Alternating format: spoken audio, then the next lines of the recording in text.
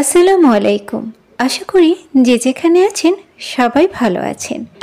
সবাইকে স্বাগতম জানাচ্ছি নতুন আরেকটি রেসিপি দেখার জন্য। Welcome to my Siddika's kitchen channel. আজকে দেখাবো কি করে খুব সহজেই সেমাই পিঠা বা চুই পিঠা তৈরি করা যায়, আর চালের যে আটাটা সেটা কিভাবে পারফেক্টলি তৈরি করে নেওয়া যায়। আমি চুলায় একটা প্যানে 1 কাপ পানি দিয়ে দিলাম, আর এর মধ্যে দিয়ে দিলাম হাফ চা চামচ লবণ। পানিটা যখন ফুটে আসবে তখন আমি এর মধ্যে চালের গুঁড়িটা দিয়ে দেব। লবণটা ভালো করে পানির সঙ্গে মিশিয়ে নিলাম। এখন 1 কাপ পরিমাণ চালের গুঁড়ো দিয়ে দিলাম। এখানে আমি 1 কাপ পানি নিয়ে নিয়েছি, আর চালের গুঁড়িটা কাপের উঁচু করে ভর্তি করে নিয়েছি। ঠিক এই পরিমাণে দিলে চালের যে কাই বা চালের গুঁড়ির যে আটা মাখাটা সেটা একদম পারফেক্টলি হবে এই পিঠার জন্য। তো অবশ্যই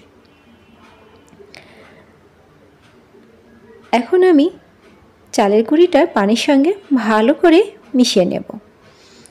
মিশানো হয়ে গেলে চুলার আঁচটা কমিয়ে দিয়ে একটা ঢাকনা দিয়ে ঢেকে রাখব। এটা আধা ঘন্টা পরিমাণ করলে চালের গুঁড়িটা একদম পারফেক্টলি সেদ্ধ হয়ে যাবে। মাঝে মাঝে ঢাকনা উঠিয়ে দিয়ে চালের গুঁড়িটা একটু নেড়ে দেব। আজকের এই পিঠাটা খুব সহজেই কিভাবে তৈরি করা যায় সেই রেসিপিটাই আপনাদেরকে দেখানোর বা শেয়ার করার চেষ্টা করব। চুই পিঠা বানাতে আমাদের সবারই কম বেশি একটু ঝামেলা হয়। অনেকেই আমরা যে ট্রেডিশনাল ওয়ে সেটা তৈরি করতে পারি না। আমি তো পারি না, সেই জন্য এই পদ্ধতিটা আমি বের করে নিয়েছি। আশা করি আপনাদের কম বেশি সবারই একটু না হলেও উপকার হবে।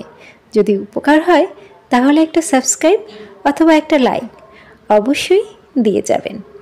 আমরা বাঙালিরা পিঠা প্রেমিক।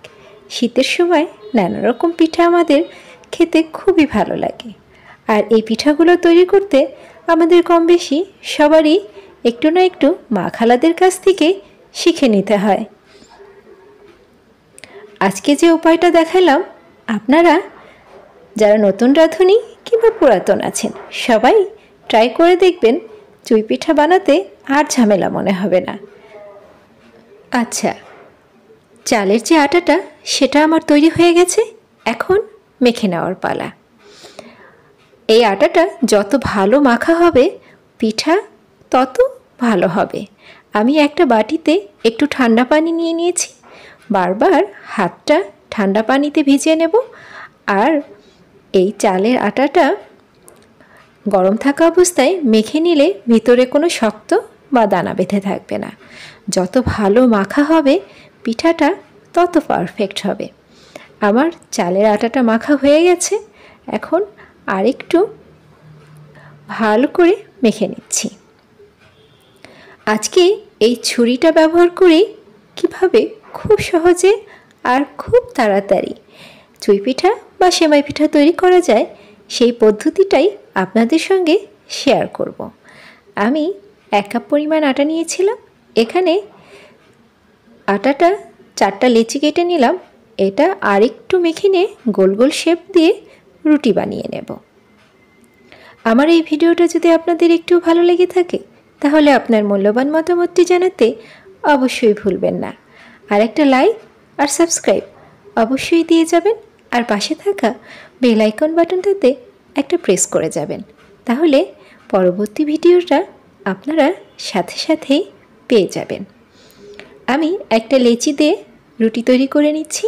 রুটিটা ঠিক এরকম পাতলা হবে। আপনাদেরকে আমি ভালো করে দেখিয়ে দিলাম। এখন কেটে নেওয়ার পালা। ছুরিটা দিয়ে চিকন চিকন করে রুটিটা কেটে নেব।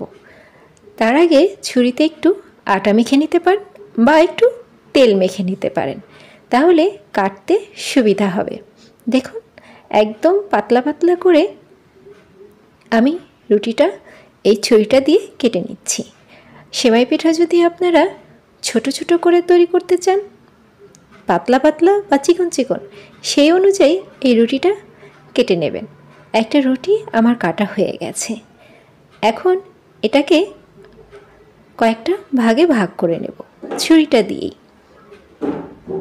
আপনারা পিঠাটা বড় ছোট যে সাইজে করতে চান ঠিক সেই সাইজ অনুযায়ী ছুরি দিয়ে এই লেচিগুলো কেটে নিলেই বেশি ভালো হবে। আমি ঠিক এই সাইজ করে কেটে নিলাম।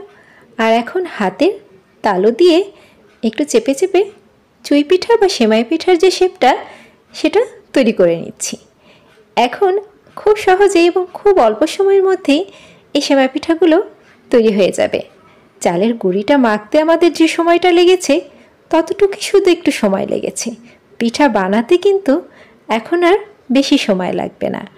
আমরা ছোটোবেলায় মা খালাদের দেখতাম কিংবা এখনও এই চুই পিঠা বানাতে গেলে আশেপাশের খালা চাচিদের ডেকে নিয়ে আসতো।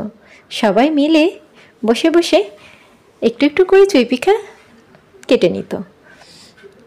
আমি তো একাই বাসায়, আমার পিঠাগুলো একাই বানাতে হবে, তাই এই উপায়ে বানালে খুব সহজে এবং খুব অল্প সময়ে একাই অনেকগুলো পিঠে তৈরি করে নেওয়া যাবে।